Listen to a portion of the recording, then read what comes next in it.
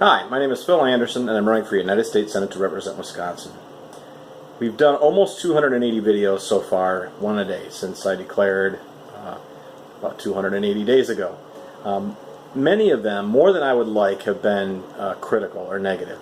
It's difficult not to be, I guess, not to excuse that kind of campaigning, but in looking at my opponent's records, and of course the records and rhetoric coming from the presidential campaign, Democrats and Republicans, it's hard not to be negative, especially in this election cycle. But I'd like for a moment to present a very positive vision of where I'd like to see our society and our economy. And that is where we get back to the idea that rights and responsibilities reside with the individual. So it goes back to the non-aggression principle. You have the right to live your life however you see fit, as long as you don't infringe on other people's right to do the same, and projecting that across the economy and across society.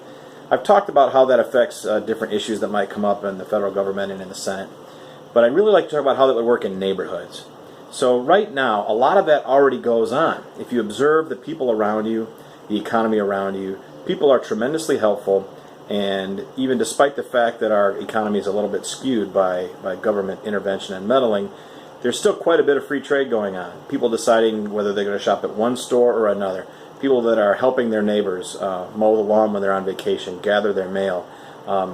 We had a situation in our neighborhood a couple months ago where there was a person that had wandered off at about 2 in the morning from a party, and so people woke up out of a dead sleep and walked around the neighborhood until this person was located. These are the sort of things that people do every day, stopping by the side of the road to help somebody change a tire. Countless acts of kindness that are basically part of human nature, part of the best of human nature. When we have a society that isn't being divided and where hatred isn't being enabled by politics, which it is right now, we get away from that and we get back to a time where people see each other as people and not as demographic groups, not as categories, not as genders, races, religions, orientations, whatever, just as somebody else that needs help. And it becomes very easy and very natural for us to help out in those situations. Even in the case of the government meddling in the economy and making people sell their items or give services to people of particular categories, I don't think the government should be involved in that either, because when we see, like for me, for example, if there's a baker that won't sell a cake to a gay couple that are getting married, although I may or may not approve of that lifestyle for my own family, I certainly believe that they should be open-minded and not judge in that way. So I would encourage people I know, and myself, I probably wouldn't shop there. And that would be the free market acting in a very real and open and honest and personal way, and not the government in the form of legislation of the Supreme Court coming down and trying to legislate that situation with a broad brush and usually very messily and very inefficiently. The problem with this situation is that people, all these individual acts of freedom and kindness and the free market that go on every single day, don't have representatives really. There's not money in it. So when the Republicans or the Democrats give us a big government solution to something, there's money behind that. There's somebody behind that, either an already existing agency of the federal government or the state government or a lobby or an industry group or a union or somebody that really is going to like that solution that they propose because there's money to be made in that. And that's how the cycle of corruption continues, is that legislators of the big two parties propose big government solutions, and they in essence get paid to do that and promise things to us that don't necessarily ever happen.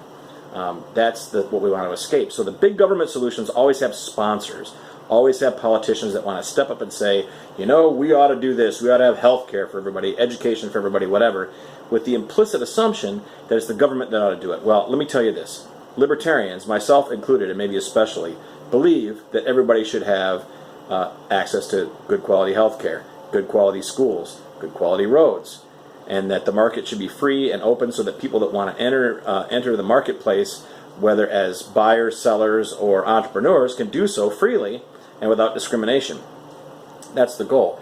The difference between me and libertarians and Democrats and Republicans is that we understand that government does a very bad job of enabling that, and we believe in the freedom of people and the goodness of people and human nature to do those things, and there's evidence all around you every day, but regular people in regular interactions and markets don't have sponsors.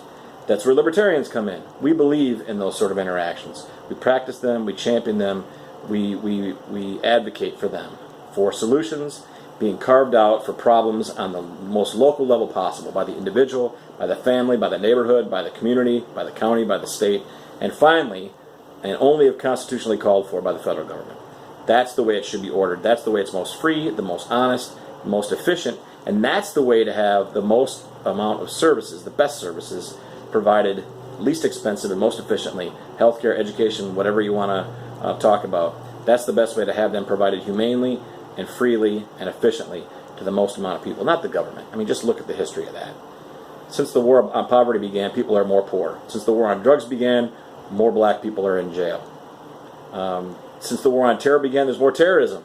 Look at government's record of telling us what's wrong and then claiming that they can solve it and then just totally screwing it up.